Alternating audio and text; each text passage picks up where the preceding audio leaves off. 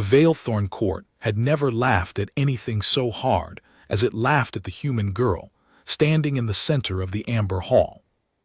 She was small by the standards of the assembled nobles, though not by the standards of her own kind. Her name was Corin Ashe, and she was 19 standard years old, though the Vaelthorn had no way of measuring that and would not have cared if they had. To them, she was simply the offering, the odd, soft, wingless creature the trade envoys had brought back from the far edge of the settled lanes, presented now as a curiosity to be examined before the crown. She wore a plain traveling coat the color of wet ash, boots that had walked more worlds than most of the courtiers had ever seen names for, and an expression that gave away absolutely nothing. That last part was what would matter in the end, but no one in the amber hall was looking at her expression. They were looking at the sheer, delightful ordinariness of her, and they were roaring. "That," said Lord Vaelthorn, wiping a tear of mirth from beneath one faceted eye, "is what crossed 9 systems of the deep to grace us. I have seen kitchen animals with more bearing." The laughter swelled again. It rolled up the amber-veined columns, past the tiers of carved seating where the great families perched with their wings folded like closed fans, and broke against the high dome where the light of 3 suns poured through colored glass. The Vaelthorn were a tall people, taller than any human, with skin like polished bone and eyes that split light into rainbows when they turned their heads. They were beautiful and they knew it, and they had spent 10,000 years perfecting the art of finding everything else in the galaxy beneath them. Corin stood in the middle of all of it and did not flinch. She had been told what to expect. The envoy who had brought her, a nervous, decent creature named Alan who traded in rare metals and rarer favors, had warned her on the long approach. "They will mock you," he had said, wringing his 6 fingers. "It is their way. They mock everyone who is not born of the great families. If you can survive the presentation without weeping or shouting, the crown may grant you passage through their lanes, and passage through their lanes is worth more than a moon of gold." He had looked at her with real worry. "Can you do that? Can you stand and be laughed at and simply stand?" She had told him she could. She had not told him why. Now she stood and the court laughed, and she let it wash over her the way she would let cold rain wash over a stone. She counted the columns. She counted the tiers. She noted without seeming to note anything at all where the guards were positioned, how many doors opened onto the hall, which of the laughing nobles laughed a beat too late, following the others rather than leading, which meant they were watching the room more than the joke. She had been trained once to see a room the way a surgeon sees a body, as a system of pressures and weak points and things that could be made to bleed. That training had come from a place she never spoke of, and it never truly left her, no matter how far she ran. "Envoy Alan," called a voice from the highest tier, and the laughter thinned at once. "You have brought us a human. You have brought us this. Explain yourself before we grow bored, because when we grow bored we grow generous with the floor." The one who spoke was the chamberlain of the inner court, a Vaelthorn of enormous age named Saravan Call, whose wings had gone gray at the edges, and whose voice had the dry patience of a man who had watched 1,000 supplicants humiliated and expected to watch 1,000 more. He leaned forward on a rail of carved amber, and every eye in the hall turned with him toward the little envoy cowering at the edge of the light. Alan bowed so low his snout nearly touched the floor. "Great Chamberlain, most radiant court, I bring the human as a gesture, a token of the outer trader's goodwill. She asks only passage through the Vaelthorn lanes that our caravans might." "She asks." Saravan Call repeated the word as though it were a small dead thing he had found in his food. "The creature asks. Do you hear that, cousins? The creature has requests." He turned his splendid head and the light broke across his face in 100 colors, and he smiled the way the Vaelthorn smiled, which was mostly with the teeth. "Tell me, envoy, does it also have opinions? Preferences, a favorite hue? How marvelous, we shall have to build it a little chair." The hall dissolved again. Corin waited it out. She was, in that moment, thinking about a game she used to play as a child, long before the training, before the running, before she had learned to make her face a wall. Her mother had taught it to her on the terrace of a house that no longer existed, on a world she could no longer safely return to. The game was called *weather vane*, and the rule was simple. Whoever spoke first, whoever moved first, whoever let the silence crack them first, that person had shown the direction of the wind, and the other could steer by it. Never be the weather vane, her mother used to say, laughing, tickling her until she shrieked. Let the whole world spin around you, little Corin, and you stand still, and you watch which way they point. Her mother had been dead for 6 years. The lesson had outlived her. So Corin stood still, and she watched which way the court pointed, and she waited. It was into that waiting that the princess arrived. She did not announce herself. She did not need to. The amber hall simply changed when she entered through the tall doors at the eastern end. The laughter did not stop so much as it turned, all the great winged heads pivoting toward the entrance the way a field of flowers turns toward a sudden sun. Vaelthorn courtiers rose from their carved seats. Wings unfolded and swept forward and folded again in the elaborate salute of the blood royal. Even Saravan Kal, ancient and unbending, inclined his gray head. The princess of the Vaelthorn was named Saram, and she was young, younger than the chamberlain by half a century, younger even than many of the nobles who bowed to her. She had come to her station too soon, when the old queen her mother had fallen to a wasting sickness that no Vaelthorn physician could name, and she wore her crown of woven silver glass like something she had not yet decided whether to trust. Her skin was the pale gold of dawn on bone. Her eyes, when she turned her head, split the light into colors so pure that a human might have wept to see them, if the human were the sort to weep. Corin was not that sort. But she looked and she saw, and something in the back of her trained mind went very quiet and very alert all at once, because the princess, unlike every other face in that hall, was not smiling. "I am told," said Saram, and her voice was low and clear and cut through the murmur like a blade drawn slow, "that we have a guest, and I am told the court has been amusing itself at the guest's expense for the better part of an hour, while I was detained with matters of actual consequence." She came down the central aisle, and the nobles parted before her, and she did not look at any of them. She looked at Corin. "Is this the human?" "It is radiance," said Saravan Kal smoothly, "a trifle brought by the outer traders. We were about to grant it passage and send it on its way, or possibly to feed it to the garden birds. We had not decided. Would you care to decide?" Something flickered across the princess's face, there and gone, quick as a bird's shadow. Corin caught it. Most in the hall did not. It was not amusement. It was something closer to weariness, the particular exhaustion of the young and clever who are surrounded by the old and cruel and cannot yet make them stop. "I would care," Iliad said, "to look at her first, since none of you seem to have bothered." She stopped 3 paces from Corin. Up close she was even taller, a full head and shoulders above the human, and the silver glass crown caught the triple light and scattered it across the marble in shivering rainbows. For a long moment she simply studied the girl in the ash-gray coat, the steady eyes, the unbowed shoulders, the hands that hung loose and open and utterly without fear.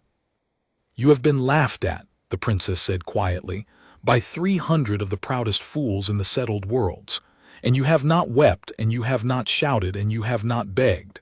Why?" Corin met her gaze. It was the first time she had spoken since entering the hall, and her voice, when it came, was low and even and carried further than she raised it. "Because none of it was true," she said, "so none of it could touch me." The amber hall went, for just a heartbeat, silent. Then Lord Vaelthorn barked a laugh.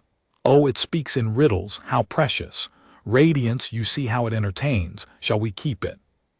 A little riddle beast for the winter court." "Be quiet, Vaelthorn." The princess did not raise her voice, but the lord's mouth snapped shut as though a cord had pulled it. Iliad had not looked away from Corin. "None of it was true," she repeated. Explain. They laugh because they think they know what I am, Corin said. A small thing, a soft thing, a creature to be granted passage or fed to birds, they are certain of it.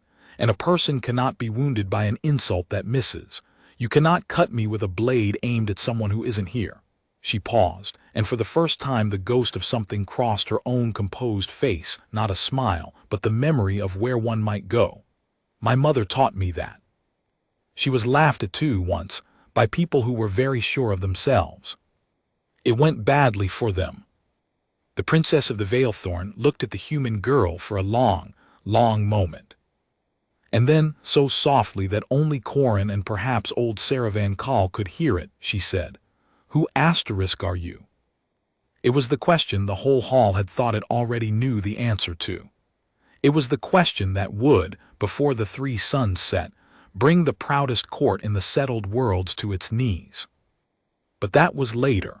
For now, Corin Ashe simply held the princess's gaze and said nothing at all, because saying nothing was the strongest thing she could do, and she had learned long ago that the strong thing and the loud thing are almost never the same. Saravan Call cleared his throat. "Radiance, surely we needn't indulge." "You have indulged yourselves for an hour, Chamberlain," Iliad said, still not turning. "I will indulge myself for 5 minutes." She gestured, a small and elegant motion of one long-fingered hand. "Bring her a chair, a proper one, and bring me one beside it. The rest of you may sit or stand or leave, I care very little which." The court did not know what to do with this. A ripple of unease moved through the tiers. To seat a human, to seat the asterisk offering, beside the blood royal was not merely unusual. It was, by every rule the Vaelthorn had written across 10,000 years, a small and deliberate scandal. Saravan Call's gray wings tightened against his back. Lord Vesen's rainbow eyes narrowed to slits. Somewhere in the upper tiers, a noble hissed something to a neighbor that Corin, whose ears were better than the Vaelthorn suspected, caught in full. "The girl queen plays with her food again. She will not last the year." Corin filed that away too. She filed everything away. It was another thing her training had given her and never taken back. The compulsion to gather, to map, to know the shape of every danger in the room before the room knew she had noticed it at all. 2 chairs were brought, one of dark carved wood for the princess, one plainer for the human. Corin sat when she was bidden, unhurried, settling into the chair the way a traveler settles by a fire. Iliad Saron sat beside her, arranged her wings with the unconscious grace of the born royal, and turned so that her back was half to the court and her attention was fully on the girl. "Now," said the princess, "we will talk, you and I, and the court may listen or not. Tell me where you come from, human, tell me true. I have spent my whole life being lied to by beautiful people, and I have grown very tired of it. I find I would rather be told an ugly truth by a plain creature than one more lovely lie by a lord." Her eyes glittered. "So, Ashe, where does a girl learn to stand in a hall of 300 enemies and not so much as blink?" Corin considered her answer for a long moment. She had rehearsed 100 safe replies on the journey, vague half-truths about a hard childhood on a border world, about mercenary caravans and rough crossings, the kind of story that satisfied the curious without arming them. She had every intention of giving one of those replies now. But the princess was looking at her the way no one had looked at her in 6 years. Not the way you look at a curiosity. The way you look at another prisoner across a shared wall, with the exhausted, desperate hope that maybe, maybe, the person on the other side is real. And so Corin Ashe, who trusted no one, who had crossed 9 systems precisely because there was no one left who knew her name, surprised herself. "That," she said quietly, "is a long story. And it's the kind of story that gets people killed. Are you sure you want it, Radiance? Because once you've heard it, you can't unknow it. And I have found that the things I know have a way of becoming the things I have to protect." The princess of the Vaelthorn smiled then, the first real smile Corin had seen in that hall, small and crooked, and entirely unlike the smiling with teeth of her court. Human, said Iliad Saron, I have wanted to know one true and dangerous thing for as long as I have worn this crown. Yes, I am sure, tell me. Behind them, 300 nobles leaned forward in their carved seats, straining to hear, certain they were about to enjoy some final embarrassment at the creature's expense. They were about to be very, very wrong. Corin did not tell them everything. She was not a fool, and the first rule her mother's game had taught her was that the value of a truth lay in how much of it you kept. But she told them enough. I was born on a world called Meridian's Reach, she said. You will not have heard of it. It sits at the far edge of a lane your caravans never bother to run, because there is nothing there worth trading for nothing but rock and salt seas and a single city built into the side of a mountain, where a few 100,000 humans scrape a living from mining the salt and selling it to the passing ships. She kept her voice level, conversational, as though she were describing the weather.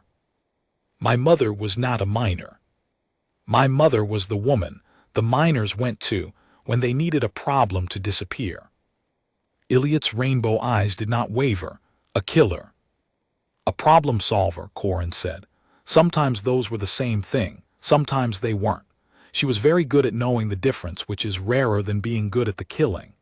She turned her hands over in her lap, looking at the calluses there, old ones, faded now. She raised me to be better than she was. Not gentler, she had no use for gentleness, and neither did the Reach, but better, cleverer. She used to say that anyone can learn to be dangerous with their hands. The trick was learning to be dangerous with your patience. To sit in a room full of people who want you dead and let them all show you exactly how they do it, one by one, until you know them better than they know themselves, and then to simply outlast them. Somewhere in the tears behind them, a noble laughed, a short, uncertain sound, the laugh of someone who wanted the joke back and could no longer quite find it. The princess did not turn, neither did Corin. Go on, Iliad said. There isn't much more that's safe to tell, Corin said. My mother made enemies. That is the nature of the work. You cannot solve other people's problems without becoming a problem yourself. For a long time she stayed ahead of them because she was the cleverest and most patient person on a hard world. And then, 6 years ago, she wasn't ahead anymore. They came for her at night. There were 9 of them. Her voice did not change at all, and that flatness was more terrible than any grief. She killed 6 before they took her.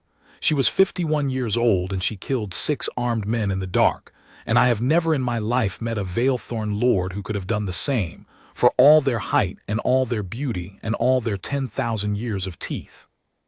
The Amber Hall had gone very quiet. It was a different quiet than before. Before, it had been the silence of a court amused. This was the silence of a court that had begun, dimly, to understand that it had misjudged the size of the thing in its midst. And you, the princess asked softly, you were there. I was 13, Corin said. She had trained me for exactly that night since I was old enough to walk. She hid me in the wall. There was a space behind the salt brick. She'd built it herself years before for exactly that purpose. I watched through a crack no wider than my finger. She knew I was there. The last thing she did before they took her was look at the wall and mouth the word weathervane. It was a game we played. It meant, don't move. Let the world spin. You stand still and you watch which way they point. She was quiet for a moment. So I stood still, and I watched, and I learned every one of the 3 who lived, their faces, their voices, the way they favored one leg or held a blade or laughed when they were frightened.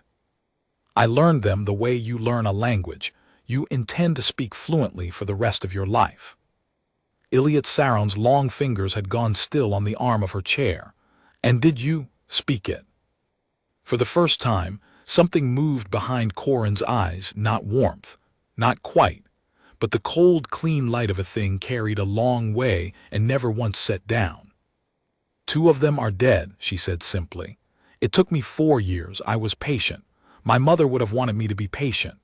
She let that sit, and then she added in the same even tone, the 3rd is why I am here, 9 systems from home, standing in a hall full of strangers who wanted to feed me to birds, because the 3rd one bought himself protection.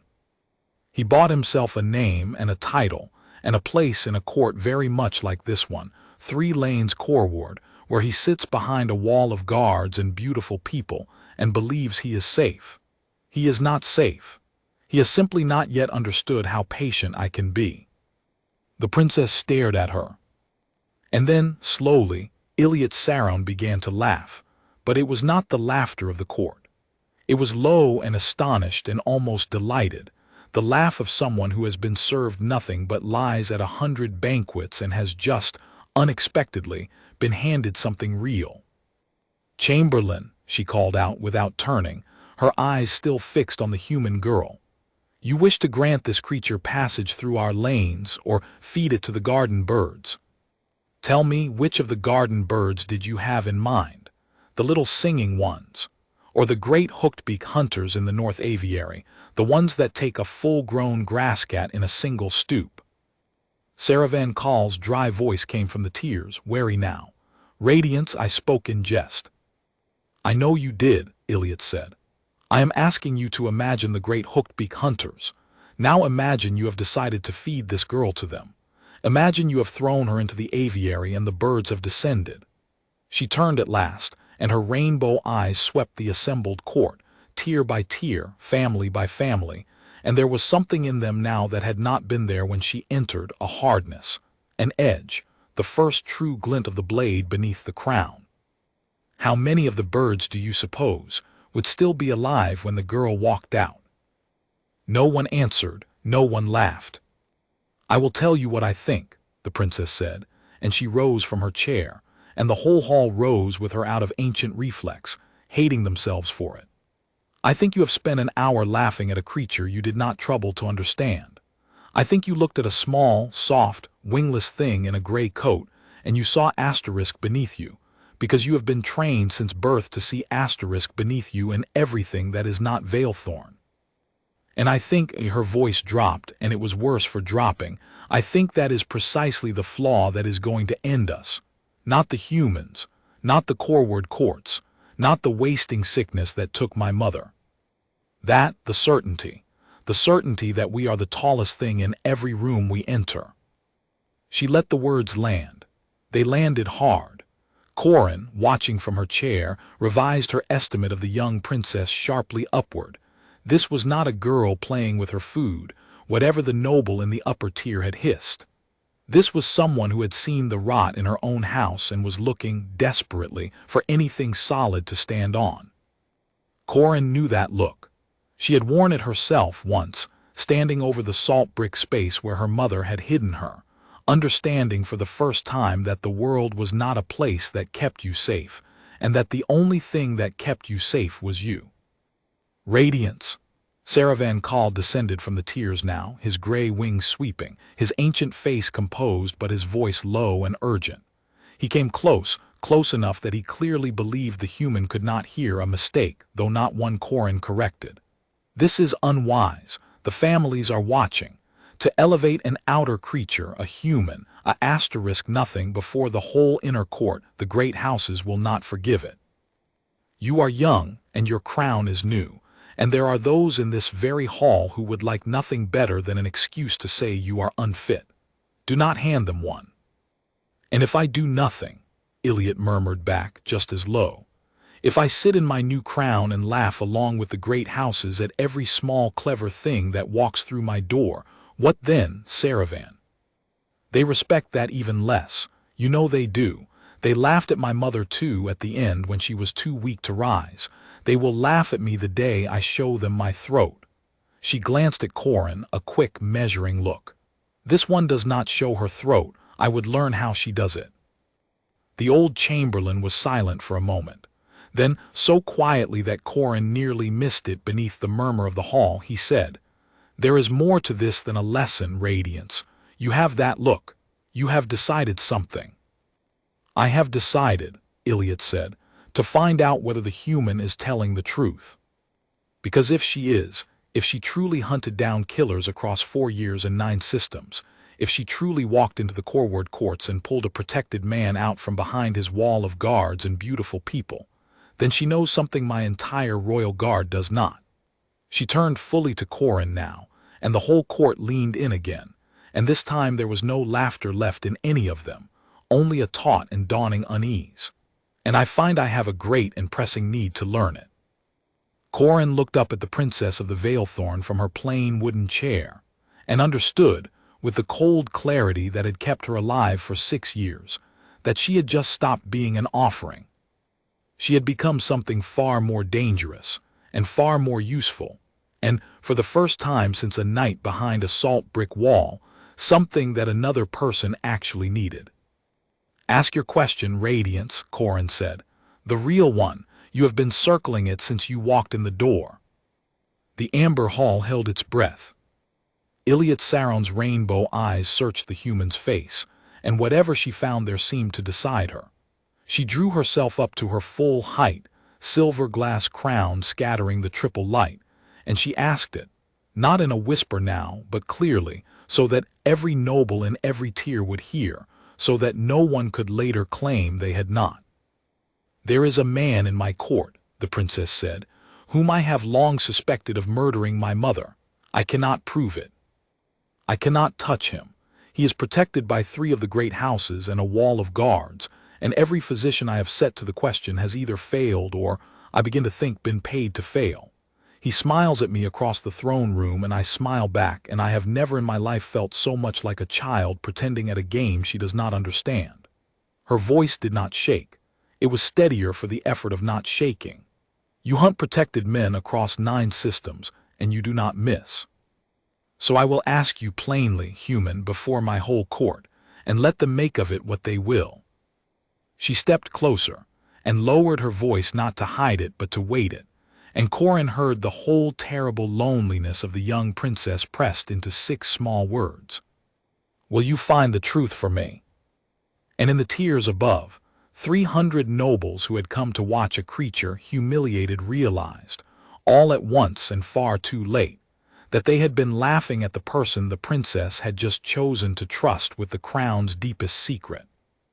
The wind in the amber hall had changed direction entirely, and Corin Ashe, who never let herself be the weather vane, felt it turn. Corin did not answer at once. She had learned that the answer given too fast is the answer no one values, and that the truest way to make a powerful person want a thing was to make them wait for it. "That depends," she said finally, "on what you're really asking. You said find the truth, but you already believe you know the truth. You believe this man killed your mother. So you're not asking me to find it. You're asking me to prove asterisk it in a way that lets you act. Those are very different jobs, Radiance, and they take very different kinds of patience." The princess studied her. "And which do you offer?" "Both," Corin said.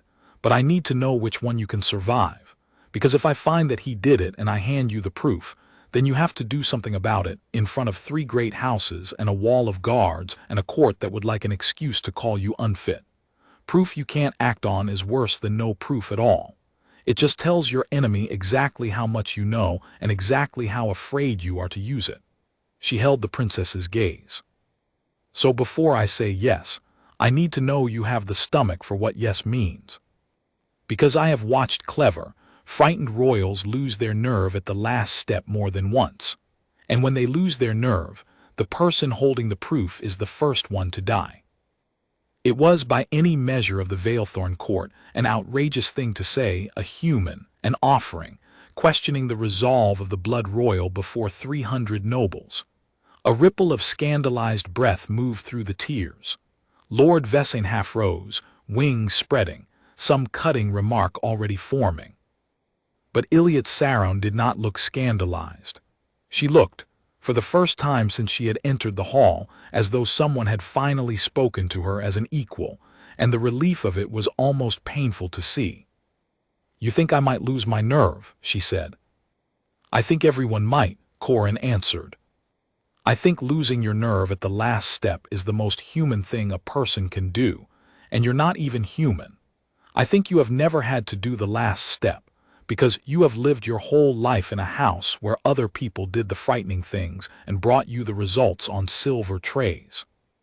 And I think," she softened this fractionally, because she had seen something in the young princess that she recognized and did not want to break. "I think you are braver than you know, and that you have never once been given the chance to find out how brave, because everyone around you is too busy either bowing to you or waiting for you to fall." The Amber Hall was silent.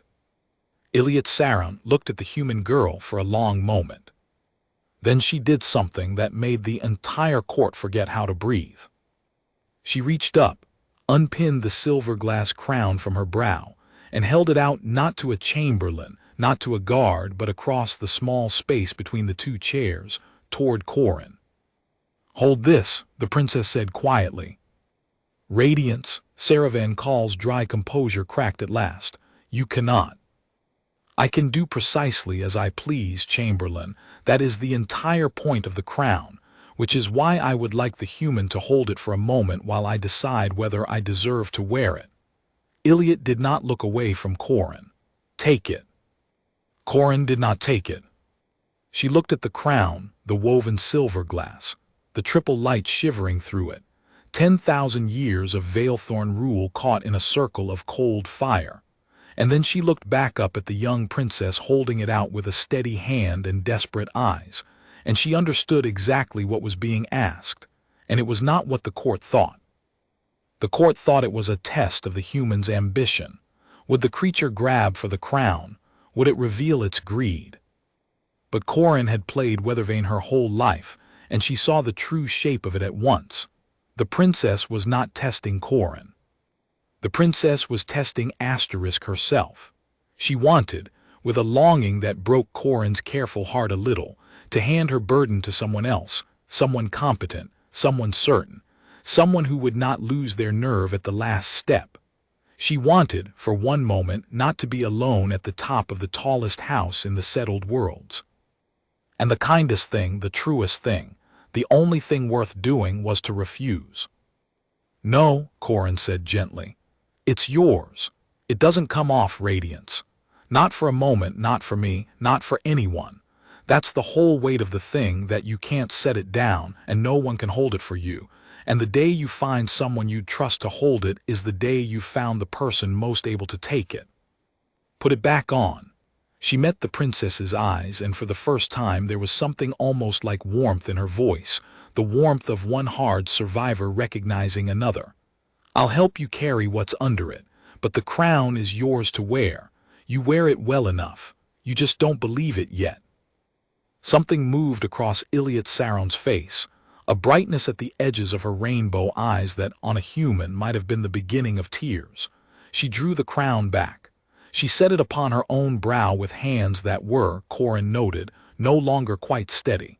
And when she spoke again, her voice had changed. It had found a floor beneath it.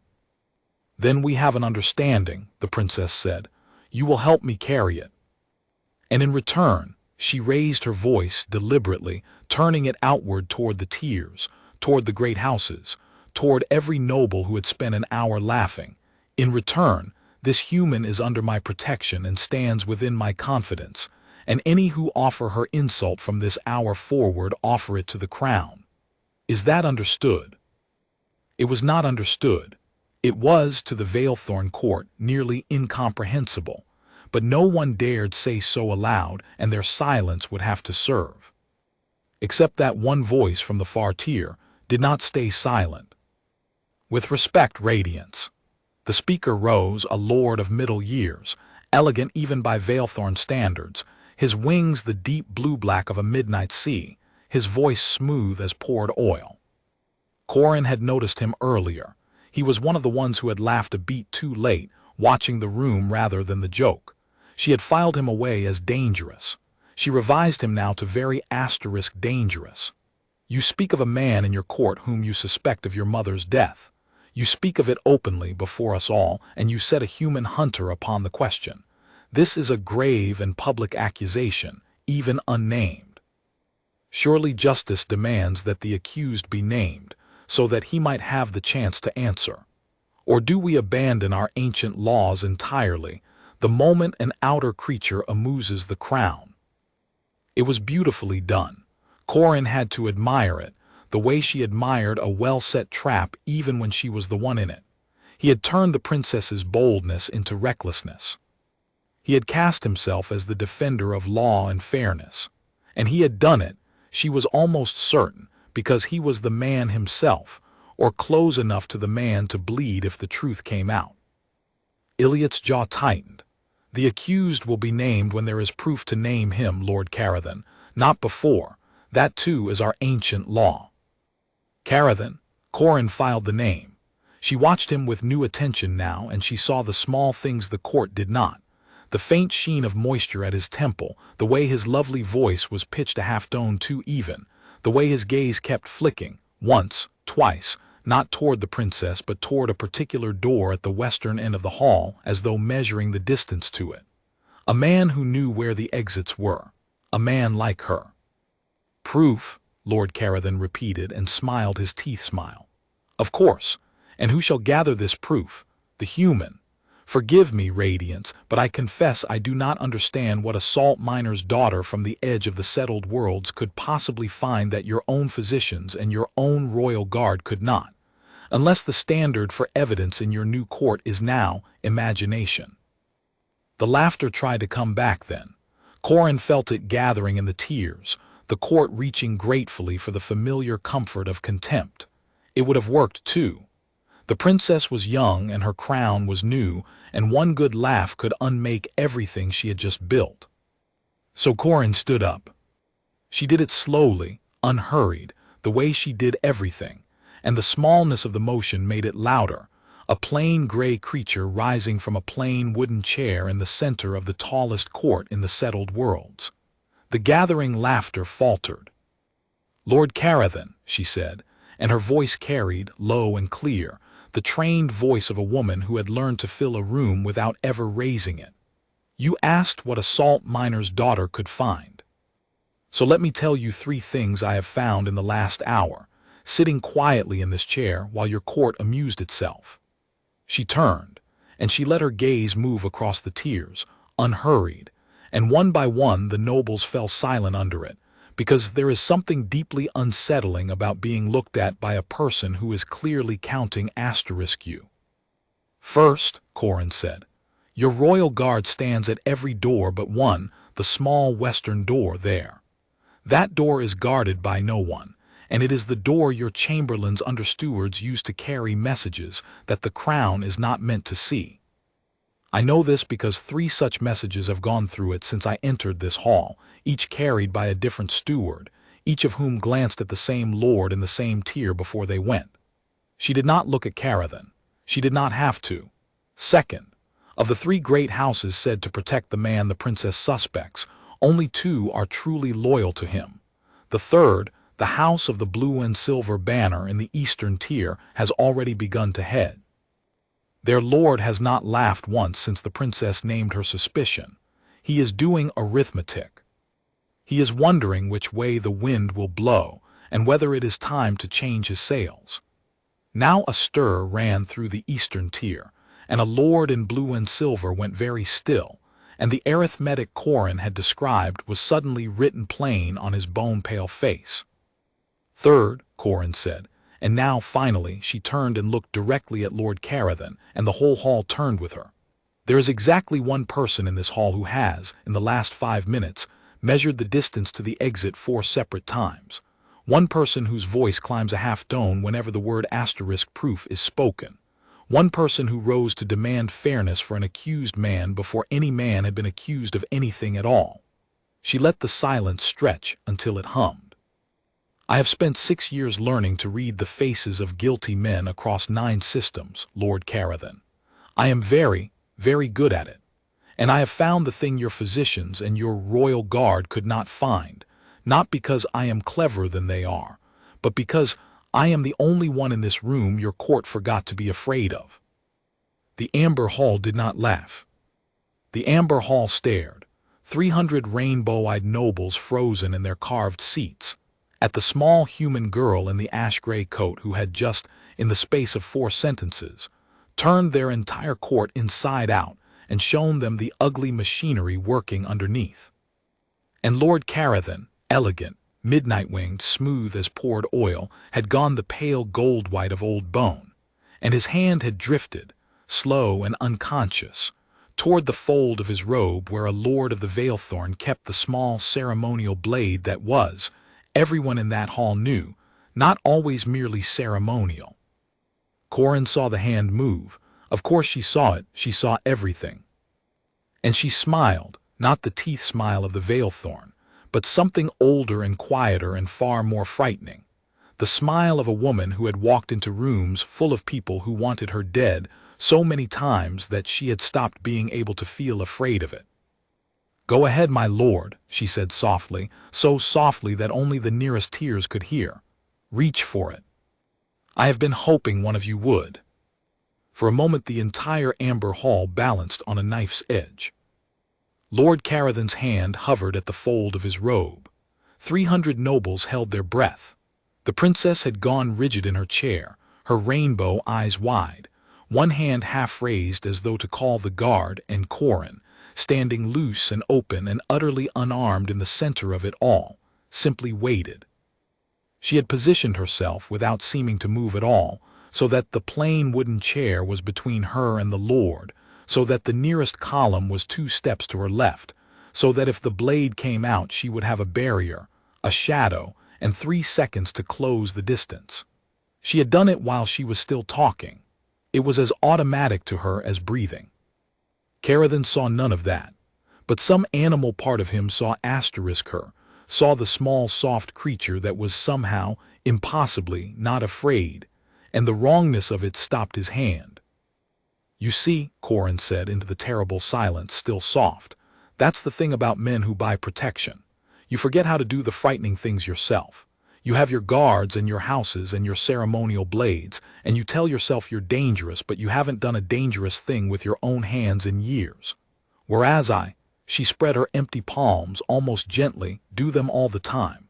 So please, I'd genuinely like to know which of us the odds favor."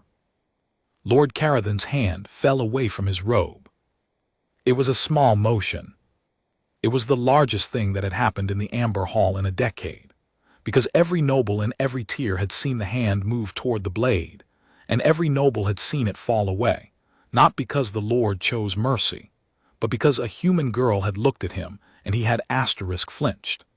In a court that had worshipped its own superiority for 10,000 years, a Vaelthorn lord had just flinched from a creature they had spent the morning offering to feed to birds, and there was no unseeing it.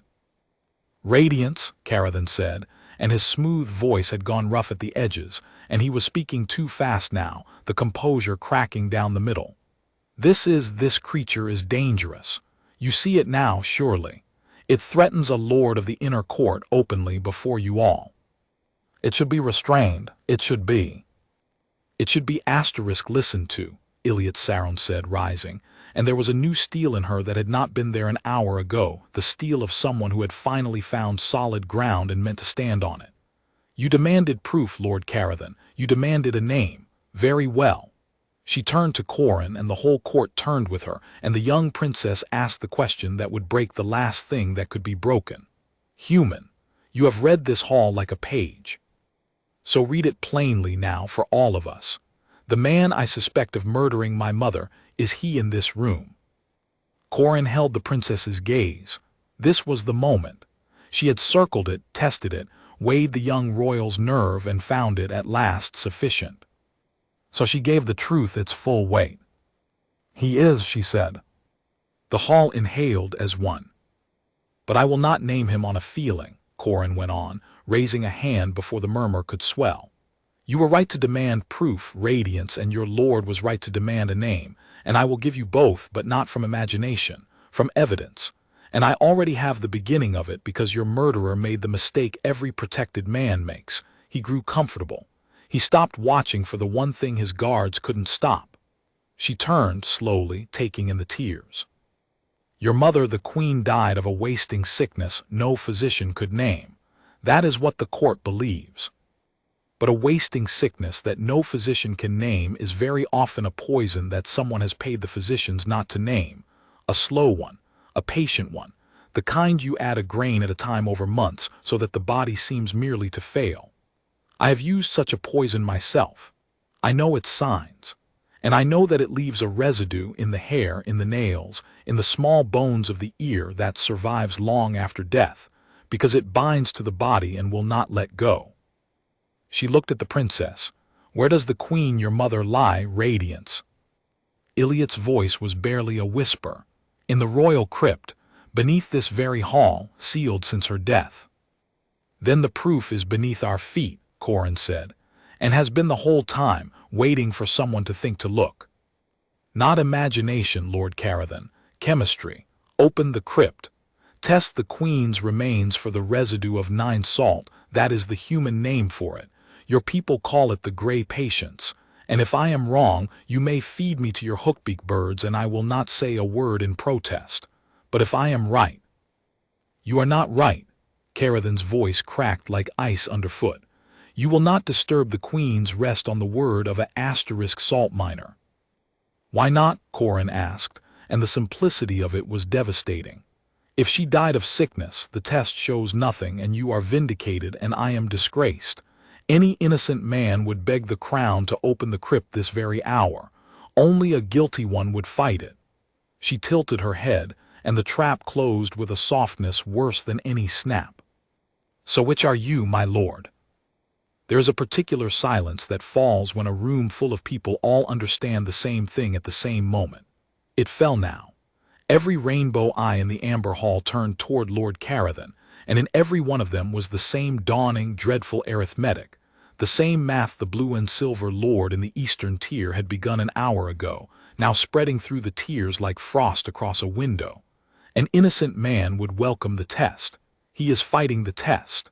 Therefore, Carathan felt it turn. Of course he did.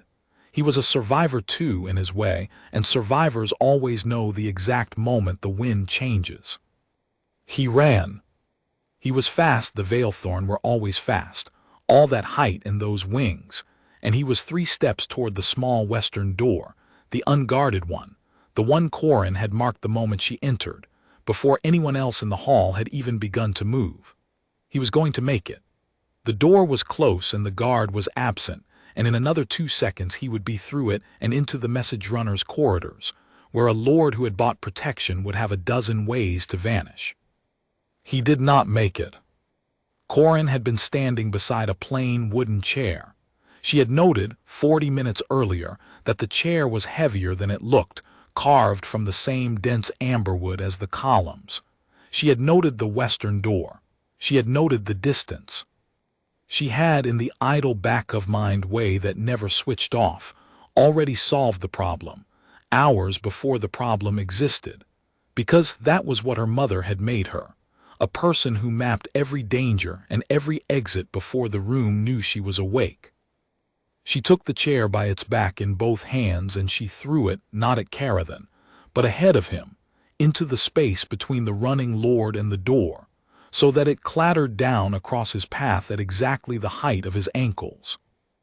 And Lord Carathan, midnight-winged, elegant, 10,000 years of Vaelthorn pride in every line of him, caught his foot on a salt miner's chair and went down in a tangle of wings and robes and shattered composure, sprawling full length across the marble of his own court, 3 paces short of the door. The royal guard reached him a heartbeat later. They had finally begun to move, but it had been the human who caught him, and every soul in the amber hall had seen it, and no one would ever be able to say otherwise. Corin walked over to where the lord lay pinned beneath 2 guards, and she crouched down beside him, unhurried, and she looked into his stricken rainbow eyes with something that was almost, but not quite pity. "You should have welcomed the test," she said quietly, "just for him. That's how I knew. An innocent man would have welcomed the test. My mother taught me that too, that the guilty always run before they're caught, because in their own minds they were caught long ago, the very night they did the thing. You've been running for years, my lord. You just never left this room." She stood and brushed the dust from her knees and turned her back on him as though he were already nothing. "We'll open the crypt, Radiance, but not the way this court wants to, not now, not in the heat of it. If we're going to give them their proof, we're going to do it in a way that no frightened house can spoil. Come, there's a great deal to decide, and it can't be decided in front of them." They did not open the crypt at once, whatever the court believed afterward. Between the moment Lord Carathan fell over the salt miner's chair and the moment the physicians descended into the dark beneath the hall, there was a long stretch of hours in which very little seemed to happen, and in which, Corin would have said, if anyone had thought to ask, nearly everything of importance was decided. The court had wanted the crypt opened immediately, in the heat of the accusation, while the blood was up. Corin had refused. No, she had said quietly to the princess, in the small stone antechamber where they had withdrawn while the guards secured the fallen lord. Not while they're frightened. A frightened court is a stupid court, and a stupid court makes mistakes that a clever enemy can use. 2 of Carathan's houses are still loyal to him. Right now they are terrified, and terrified people do reckless things. They might destroy the crypt or the remains or bribe a physician to swap the samples, or simply start a fire and blame the human. If we rush, we hand them chaos, and chaos is the friend of the guilty. We move slowly. We seal the crypt with your own most trusted guard, not the captain, someone lower, someone with no house connection at all. And we let the frightened houses sit in their fear overnight and watch each other, so that no one of them can act without the others seeing. Fear that has time to think turns into calculation. And calculation, radiance, we can use. Iliad had listened to all of this with an expression Corin was coming to recognize, the look of someone who had spent her whole life being managed, and was discovering, late and gratefully, what it felt like to be taught. You think like him, the princess said slowly. Like Carathan, like the poisoner, you think in years and grains and patience. I was made to catch men like Carathan, Corin answered. You can't catch a patient man by being impatient. You catch him by being more patient than he is, by wanting the truth more slowly and more completely than he wants to hide it. My mother used to say that revenge taken in anger is just grief with a knife in it, and it cuts the wrong people as often as the right ones. The revenge that works is cold, it's arithmetic. You wait until every variable is fixed and then you solve it once cleanly and you never have to solve it again. She had looked at the young princess for a moment and then, more gently, but you're not taking revenge, you're doing justice. That's a different thing and it's a better thing and it's the reason I said yes. Revenge I can do in my sleep. Justice in front of a whole court in a way that makes you stronger instead of bloodier, that's harder and it's worth more, and you'll need me steady for all of it. So we don't rush. Agreed. Agreed, Iliad had said. And then, after a silence, you keep quoting your mother. She's the only teacher I ever had. What was her name? Corin had not expected the question, and it landed somewhere soft that she had spent 6 years armoring over. She looked at the young princess, this tall, lonely, clever creature who had asked not what could your mother do, but what was she called asterisk, as though the woman had been a person and not a weapon. And she found, to her own quiet astonishment, that she wanted to answer. Sabine, she said. Sabine Ashe. She was the most dangerous person on a hard world and the gentlest one in our house, and I have never met anyone since who was both of those things at once. She sang while she worked. Terrible songs, all of them, songs from a world she'd left before I was born. She had a laugh you could hear across the whole salt quarter. Corin stopped. She had not said this much about her mother aloud in 6 years. The words felt strange in her mouth, heavier than she'd expected and somehow lighter too. She hid me in a wall and died so I could live, and I have spent every day since making certain the men who did it understand exactly how expensive she was. That's the whole of me, Radiance. That's the entire story under the story. There isn't anything else. Iliad Saron had been quiet for a long moment. Then she had said, very simply, I think there is a great deal else. I think you have decided the whole of you is the debt, because the debt is the only part that doesn't hurt to carry. But a person who was only a debt would not have refused my crown. A person who was only a debt would not have told me to keep the poisoner overnight so that justice would make me stronger instead of just filling the ground with bodies. You keep telling me you are cold arithmetic, Corin Ashe. but you have spent the last hour at some risk to yourself, teaching a frightened stranger how to survive her own court. That is not arithmetic. My mother would have called that kindness. She would have liked you enormously, and she would never have admitted it, because she also did not like to be seen being kind. And Corin, who had faced a court's laughter without a flicker, who had watched a murderer reach for a blade without a change in her breathing, had had to look away. They spent the night doing exactly as Corin had said. The crypt was sealed by an unremarkable young guardswoman named Vess, who had no house connection and had, Corin noted with approval, watched the entire presentation with the flat, unimpressed patience of someone who found the great families tiresome. Corin liked her at once. 2 other guards, chosen the same way, were set to watch Vess, and a 4th to watch them, in a small braided chain of mutual suspicion that would take a conspiracy of remarkable size to corrupt. The 2 houses still loyal to Carathan were, as predicted, thrown into an agony of calculation. And by the time the first sun rose, the smaller of the 2 had already sent a private, panicked message to the crown offering to testify against the other, exactly as Corin had told the princess it would. They're not loyal to him, Corin explained, reading the intercepted message by lamplight in the antechamber. They never were. They're loyal to safety, and they backed him because he looked safe. The moment he stopped looking safe, their loyalty had nowhere to stand, and now they're racing each other to be the first to betray him, because the first traitor gets mercy and the second gets the far dark places. This is how protected men die, radiance, not from the enemies outside the wall. From the friends inside it, the moment the wall cracks. Carathan built himself a fortress of frightened people, and frightened people are the least reliable material in the settled worlds. He should have built it out of loved ones. But men who poison queens don't tend to have those. Iliad had not slept either. She sat across the small table, watching the human read the treacherous little message with the same calm she brought to everything. And somewhere in the long gray hours she had stopped seeing an offering, or even an ally, and had started to see, Corin could tell, and it unsettled her more than any court's contempt, a asterisk friend. The first, perhaps, that the young princess had ever been allowed. "Can I ask you something?" Iliad said. "That has nothing to do with the poisoner." "You can ask." "When they knelt to you, the court will kneel to you. I've already decided it. I'll do it before them all when this is finished. I've never been more certain of anything. When they kneel, you won't like it. Will you?" Corin set the message down. She looked at the princess with something that was, for her, remarkably open. "No," she said, "I won't. I've spent my whole life making sure no one looks at me. A hunter who's noticed is a hunter who's dead.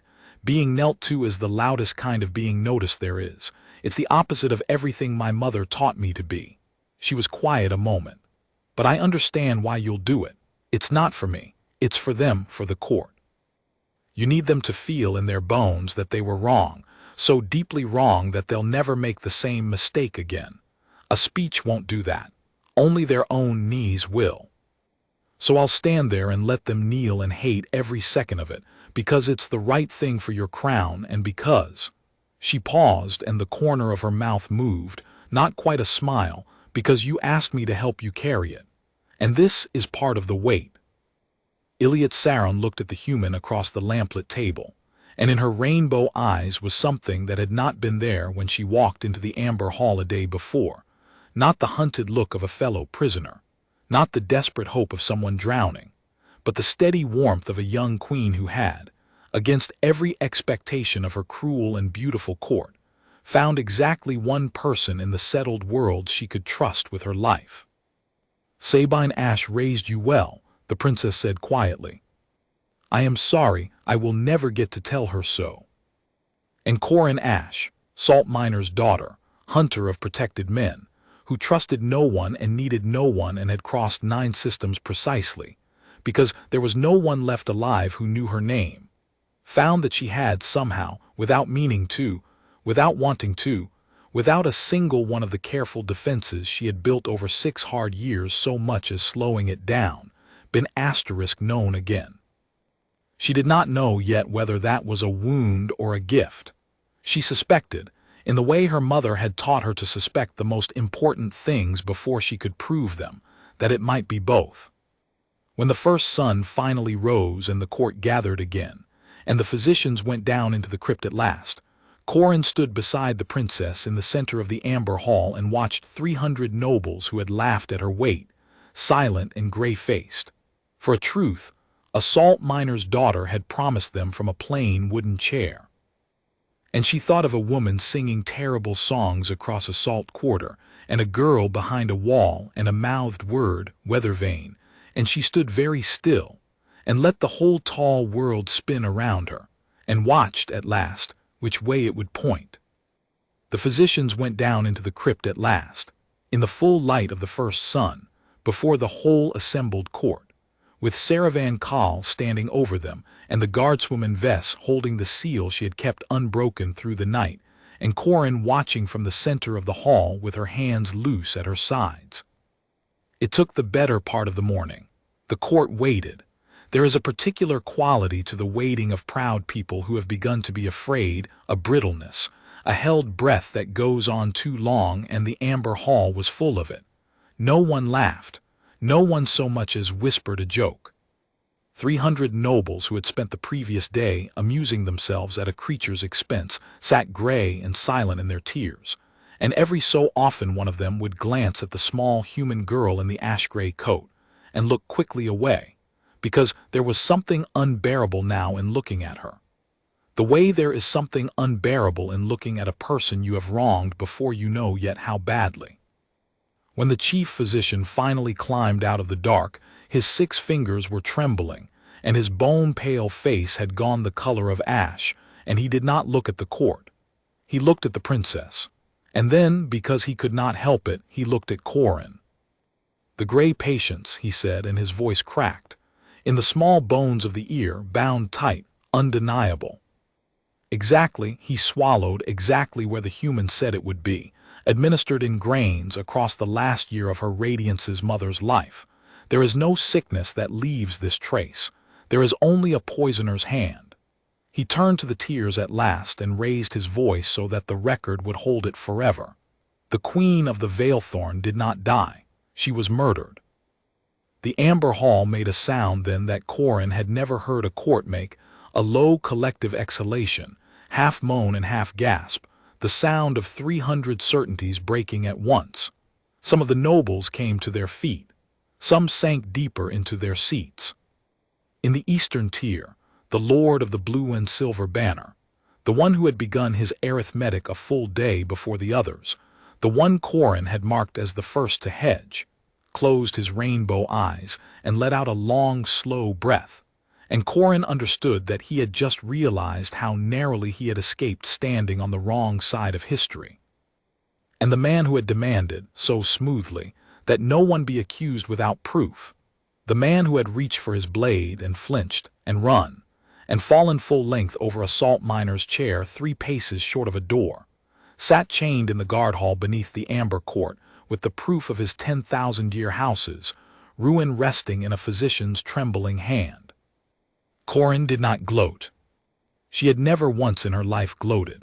Her mother had taught her that gloating was a kind of weather vane too, a way of showing the world exactly how much a thing had cost you.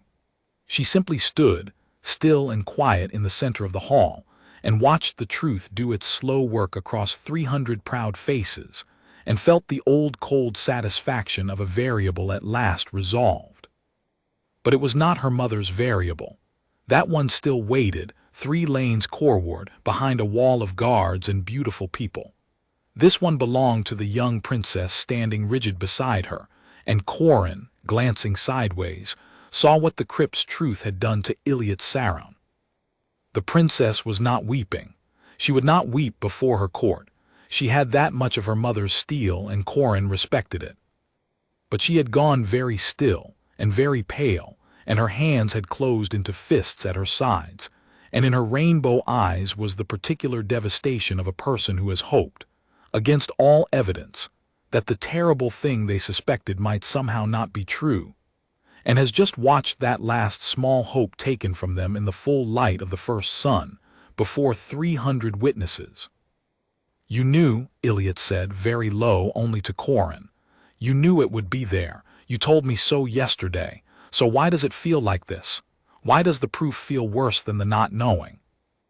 Because the not knowing had a door in it, Corin said quietly, just as low. As long as you didn't know, there was a version of the world where she died of ordinary sorrow and no one was to blame and you didn't have to hate anyone. That door just closed. It always does. Proof is a kind of grief, radiance. It's the grief you've been putting off, arriving all at once with a name and a face attached to it.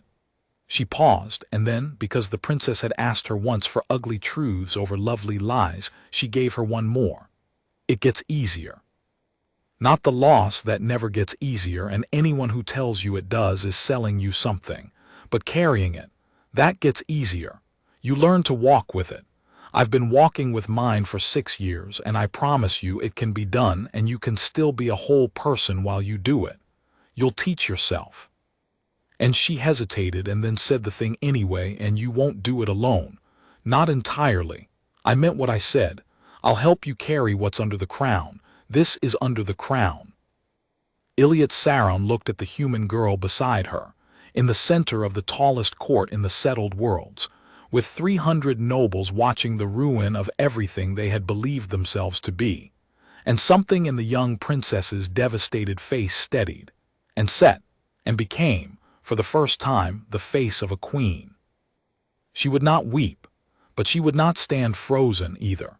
She had a court to command, and a poisoner to try, and a truth to carve so deep into the memory of her people that no house would ever again mistake height for worth.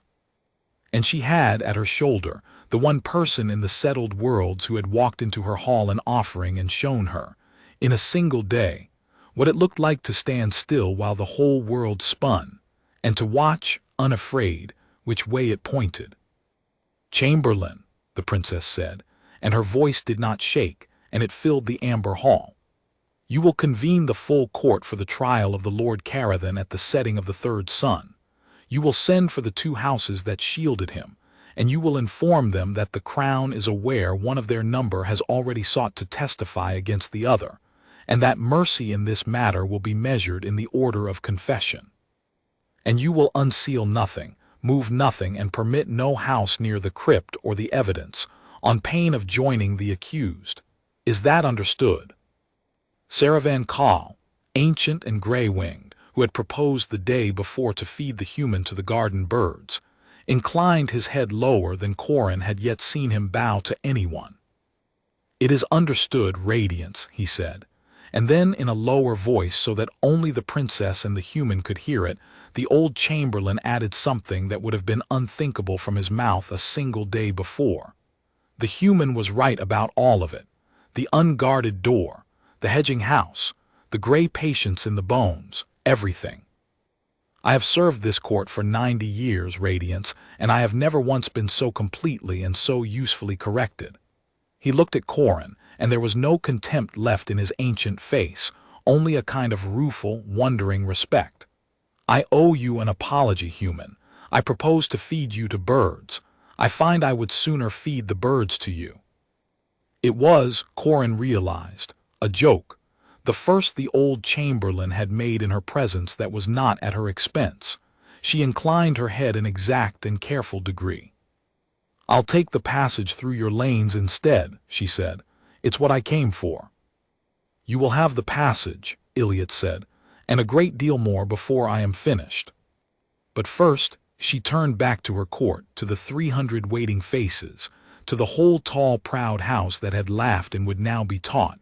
"First, there is a thing I mean to do, so that no soul in this hall or any hall ever forgets what happened here." And Corin Ashe, who had spent her whole life making certain no one ever looked at her, understood that the young princess was about to make an entire court look at her at once, and that there would be no stopping it, and that she would stand and endure it, because it was under the crown, and because a lonely young queen had asked her, and because somewhere behind a salt brick wall a girl had learned that the strongest thing and the loudest thing are almost never the same, and that sometimes the strongest thing of all is to stand still and let the honor come, and not flinch from that either. The third son was climbing now, throwing long colored bars across the marble where, the day before, a court had laughed, and the whole of it, the crypt, the physician's trembling hands, the truth spoken plain, hung in the amber hall like the silence after a bell. None of them had left. Word travels faster than courage in a court, and by the time the physicians finished their work, not a single noble who had been present at the presentation had found the nerve to slip away, drawn, whether they admitted it or not, by the terrible gravity of a thing they could no longer pretend they had not seen. They filled the tiers still, the great houses, the wings folded like closed fans, 300 rainbow-eyed nobles who had spent the previous morning offering a human girl to the garden birds. They were not laughing now. Corin Ashe stood in the center of the hall, in the same place she had stood the day before, in the same ash-gray coat, with the same unbowed shoulders and the same expression that gave away nothing. She had not slept. She had spent the night doing the work, and then standing quiet guard over the princess while the princess did not sleep either, and there was a gray exhaustion beneath her calm that only Iliot was close enough to see. But she stood as she had stood before, still, watchful, letting the whole world spin around her. The difference was in the room. The difference was that this time, when 300 nobles looked at the small human girl, not one of them saw asterisk beneath.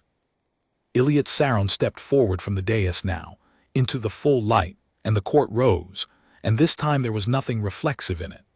This time they rose the way people rise before a storm, carefully, watching, uncertain what she would do and certain only that whatever it was, it would matter. She wore the silver glass crown steady on her brow now. She had put it back on with unsteady hands the day before, and somewhere in the long night it had stopped being a thing she was not sure she deserved. She came to the center of the hall and stood beside the human, and she let the court look at the two of them together, the tall young princess and the small human hunter, side by side, and the meaning of it plain in every line. "You all know what was found," Iliot said. Her voice filled the hall without effort. "The physicians will speak the particulars for the record, but you know the shape of it. My mother, your queen, did not die of a sickness no one could name. She was murdered, poisoned, slowly, patiently, across the last year of her life, by a lord of this court who then stood in this very hall and demanded that no one be accused without proof, knowing all the while exactly where the proof was buried, and trusting that none of us would ever be clever enough, or brave enough, or unafraid enough to go and find it. She let that land. It landed on every face and every tear. For a year, the princess went on, and now her voice dropped, and the drop was worse than any shout. I have sat on a throne I inherited too young, in a court that laughed behind its wings at the girl queen, and I have known in my blood, the way you know a wound, that my mother was taken from me by someone in this room. And I could do nothing. My physicians found nothing. My guard found nothing. My great and ancient houses of learning and law found nothing. 10,000 years of Vaelthorn wisdom, 300 of the finest minds in the settled worlds, and not one of you found what a salt miner's daughter from the edge of the lanes found in a single afternoon, sitting quietly in a chair, while you laughed at her coat. No one moved, no one breathed. I want you to understand what that means, Iliot said. Not for her, for us. We have told ourselves for 10,000 years that we are the tallest thing in every room, that everything that is not Vaelthorn is beneath us, and that our height and our beauty and our long memory make us wise. And it is a lie. It is the lie that let a murderer walk among us in plain sight for a year, protected by nothing but our certainty that no lesser creature could ever see what we could not. Our contempt was his best armor. We were his best armor. And the only reason my mother's killer sits in chains this morning instead of smiling at me across the throne is that one person walked into this hall who was too small for us to fear and too clever for us to fool." She turned then to Corin, and the whole court turned with her. And Corin, who had faced down a court's laughter without a flicker, who had watched a murderer reach for a blade and not so much as blinked, felt, for the first time in that hall, something she had not planned for. because the princess was looking at her not with the exhausted hope of a fellow prisoner, but with something clean and certain and grateful, and Corin had not been the object of that particular look in 6 years. Not since a woman in a salt-mining city had looked at her across a terrace and called her little Corin, and meant I would burn the world before I let it have you. You would not take my crown when I offered it, Iliad said quietly just to her. You told me it doesn't come off. You told me no one can hold it for me. You were right. But there is one thing I can do with it that no one can take from me. She raised her voice again, and turned it out to the tears, and drew herself up to her full height so that the silver glass caught the first sun, and scattered it across the marble in 100 colors. And I will do it now, before you all, so that no one in this court or any court ever again makes the mistake this house made when it laughed at a stranger. She looked at the captain of her royal guard, a Vaelthorn of great size and greater pride, whose warriors had reached the fleeing lord a full heartbeat after a human girl had brought him down with a chair. She looked at him, and the whole hall understood what was coming, and a sound went through the tears like wind through dry grass, disbelief and dawning, all braided together. Captain, the princess said, you and your guard failed to catch the man who murdered your queen. She caught him. You stood at every door but the one that mattered. She marked it the moment she walked in. Your warriors are the finest in the settled worlds, and yesterday, in the hour of greatest need this crown has known, they were bested cleanly and in full view of this court by a girl your chamberlain proposed to feed to birds. Iliad's rainbow eyes were bright and hard. So, you will kneel to her. You and every soul who wears the crown's colors. You will kneel to Corin Ashe of Meridian's Reach, who found the truth my whole court could not, and you will hold that kneel until I bid you rise. And while you kneel you will remember, all of you, and teach your children to remember, that the tallest thing in the room is not the same as the strongest, and that the day we forget it again is the day this house deserves to fall. For one endless heartbeat, nothing happened. The captain of the royal guard was a proud creature of an ancient and prouder people, and to kneel to a human, to an asterisk offering, to a salt miner's daughter in an ash-gray coat, was a thing no Vaelthorn warrior had done in 10,000 years of recorded court. Corin saw the war on his face. She saw the whole weight of 10 millennia pressing him upright. And then she saw him look once toward the western door, the unguarded door, the door he had failed to watch, the door through which a murderer had nearly escaped his queen's justice on his own watch, and she saw the shame of it land in him and settle and bend him. The captain of the royal guard of the Vaelthorn went down on one knee before the human girl. His armor rang against the marble. And behind him, rank by rank, guard by guard, every warrior in the crown's colors went down with him.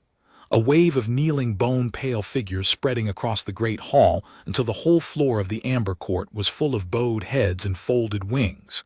And above them, in the tiers, 300 nobles who had laughed sat frozen, staring, as the proudest guard in the settled worlds knelt to a creature they had offered to the birds. Corin Ashe stood in the center of it, small and still and unadorned, and did not move, and did not smile, and did not let a single thing show on her face, because she had learned long ago that the strong thing and the loud thing are almost never the same, and because somewhere far away in 6 years gone, a woman on a terrace had taught her never, ever to be the weather vane. But inside, where no court could see, something that had been clenched tight since a night behind a salt brick wall unclenched, just a little, not because they knelt. She did not need them to kneel. She had never in her life needed anyone's knee. But because for the first time since her mother died, someone had looked at the whole terrible truth of what Corin was, the patience, the danger, the cold, clean skill of a woman who hunted killers across 9 systems, and had not flinched, and had not used her, and had not been afraid. The princess of the Vaelthorn had simply seen her, and then made an entire court see her too. "Rise," Iliad said at last, softly, and the guard rose, and the moment closed, and the world began again. But it was a different world, and every soul in the amber hall knew it. They did not feed Corin to the birds. They did not in the end even let her leave, not at first. Lord Caradhon was tried before the full court, with the grey patience laid out in evidence, and the two loyal houses who had shielded him scrambling, too late, to hedge like the blue and silver lord had hedged, and he was stripped of his name and his title and his 10,000-year house, and sent to the far dark places where the Vaelthorn sent those they wished the memory of the settled worlds to swallow. Corin watched the sentence pass and felt neither triumph nor pity, only the quiet closing of a thing that had been open too long. Not her mother's killers, no, that was a different debt, 3 lanes coreward still waiting, but a queen's and a daughter's, and that was enough for one court. The princess offered her a place. A permanent one, advisor, protector, the crown's own eyes, the one voice in the tallest house in the settled worlds that would always tell her an ugly truth over a lovely lie. Corin considered it longer than she had expected to. She had come to Vaelthorn space for passage through the lanes, nothing more. She had a debt still owed, 3 lanes coreward, a third man behind a wall of guards who did not yet understand how patient she could be. She could not stay, not yet. But she did not say never. When it's done, she told the princess. On the morning she left, standing at the edge of the landing field where Alan's nervous little ship waited to carry her toward the last of her old debts.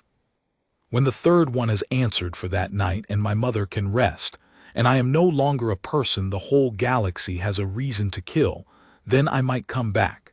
If the offer still stands, if you still want a salt miner's daughter at your shoulder. Iliad Saron, princess of the Vaelthorn, who no longer wore her crown like something she was unsure she deserved, looked down at the small human who had walked into her court an offering, and was leaving it a legend, and she did not offer her hand, because she had learned by now that Corin did not reach for things. She simply said, with the plain certainty of someone who had finally learned to trust one true thing in a world of beautiful lies. The offer will stand until you come back to take it, Corin Ashe. And if any court between here and the core ever laughs at you again, send word. I will teach them what mine learned, that the smallest, quietest thing in the room is very often the only one worth being afraid of. Go finish it, then come home. Corin Ashe climbed the ramp into the little ship and did not look back, because looking back was a kind of weather vane too. But as the hatch sealed and the engines woke and Vaelthorn's 3 sons fell away behind her, she found that foe.